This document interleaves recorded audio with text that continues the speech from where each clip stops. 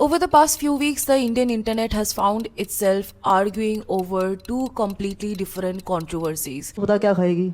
तो हमने चिकन बिरयानी खाई, वो हाई होगी 360 370 रुपए की। फिर वो कहती घर छोड़ाओ। मैं कहा यार 370 रुपए लगे हैं, मैं वसूलता करूँगा। The first one was the now infamous 370 rupees biryani controversy, which started as a seemingly casual interaction at a comedy show where a man kept on boasting around like how he paid for the meal and so he's now entitled to sleep around with the women without her consent.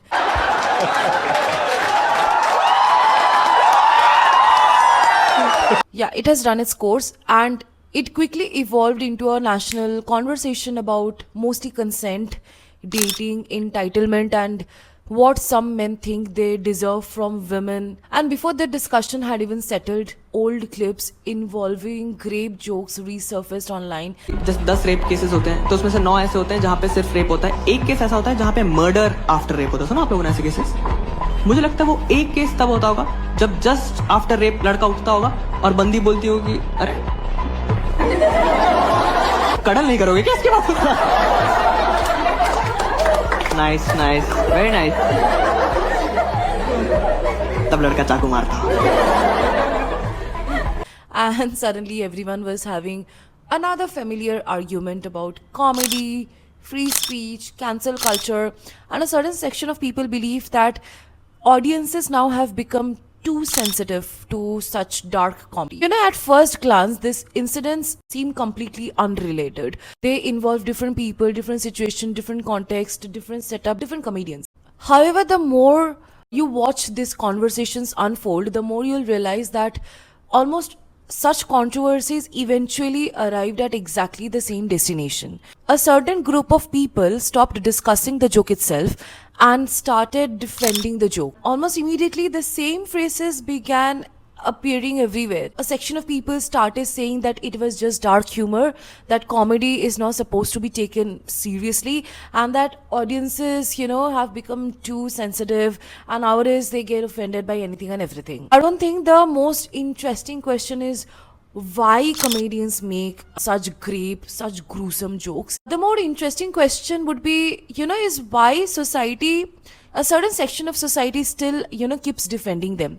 Because comedians don't perform in isolation, right? Every joke exists inside a culture and every joke survives because an audience allows it to survive. If audiences genuinely rejected these jokes, they would eventually disappear. The fact that these conversations keep repeating themselves tells me that the real story is much bigger than any individual comedian. The real story is actually us as audience, us as society, us as a crowd. One of the biggest reasons these conversations go nowhere is because people assume that everyone is hearing the same joke. They aren't. For many men, for almost maybe all men, sexual violence still exists as a social issue.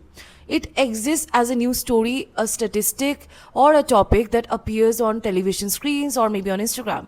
For many women, sexual violence exists as a possibility that influence everyday behavior and it can happen any day, anytime, even maybe at your home.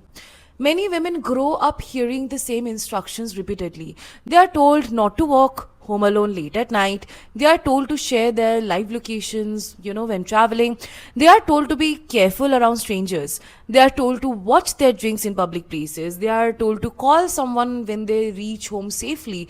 They are told to stay alert and constantly be aware of their surroundings. Because, the world might not be as safe for them as is for any other gender. Another thing I think we need to talk about is social conformity. We like to believe that our opinions are completely independent, but human beings are far more influenced by each other than we are comfortable admitting.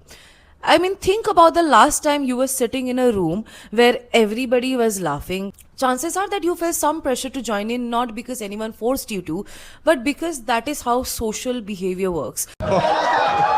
Most people don't want to be the awkward person in the room. Most people don't want to be labeled as sensitive.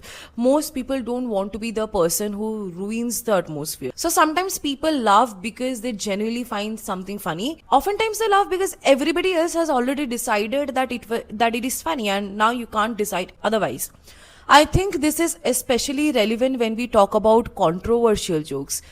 Audiences are not only reacting to the comedian, they are reacting to the people around them. Once a room collectively decides that a joke is acceptable, disagreeing with that room becomes much harder than people realize. The next reason is something I find genuinely uncomfortable to talk about, but that is desensitization. India continues to report tens of thousands of rape cases every year. News reports involving violence against women appear so frequently that many people encounter them almost daily. We see a headline, we feel shocked, we discuss it for a few days, and then another headline appears, and then another, and then there's no stopping. I mean, for example, Twisha Sharma's case just happened. It's very recent. But eventually the human brain adapts. It doesn't adapt because it approves of what is happening. It adapts because it cannot remain emotionally activated forever. Repeated exposure gradually creates emotional numbness. I mean, you don't know how to react anymore. It's like you have already accepted the fate. And I think that numbness is dangerous because once something becomes familiar, it becomes easier to ignore. It becomes to joke about, to laugh about it. Violence slowly transforms from something shocking into something ordinary. It becomes part of the background noise of society. And another reason these jokes continue to survive is because of the internet itself.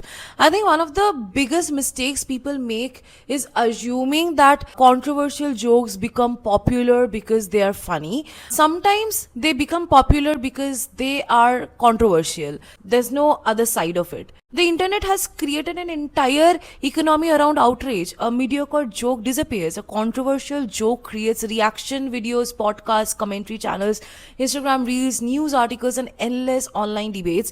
People who had never heard of the comedian before suddenly know their name like it's a negative publicity.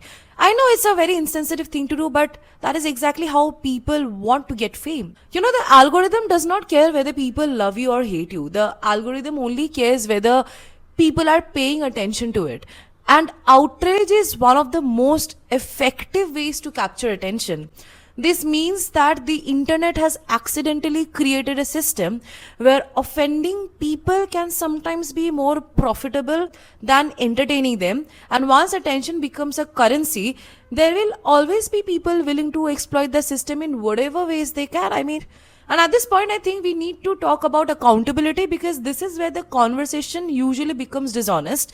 See, one thing I find fascinating is how quickly people confuse accountability with censorship. The moment a comedian receives criticism, some people immediately act as though comedy itself is under attack. Criticism and censorship are not the same thing, right? Like if a journalist says something which is irresponsible, naive, people criticize them. If anybody does anything terrible, people criticize them. That's how the societal structure works. And nobody calls that as censorship. Yet when it comes to comedians, there is often this strange expectation that they should be protected from criticism because they were apparently cracking a joke. Nobody is entitled to applause. Nobody is entitled to approve. Nobody is entitled to an audience that never pushes back. Freedom of expression means you have the right to tell a joke, but it does not mean that everyone else loses the right to respond to a joke, right? People who do not understand the genre of comedy, they keep on convincing themselves that every criticism is kind of like persecution. I also think that a lot of these conversations become defensive because of the way boys are socialized from childhood. Many boys grow up hearing the exact same messages over and over again. They are told not to cry because crying is considered as weak. They are told to man up whenever they express vulnerability. They are told not to be emotional because emotions are often associated with femininity. They are told to toughen up because strength is treated as a defining characteristic of masculinity. And if you really pay attention, most of these lessons are teaching very young men the same thing. Like they are teaching boys not to behave like women. They are not teaching boys how to behave as a human being. They are teaching boys what you should not do so that people don't call you a woman.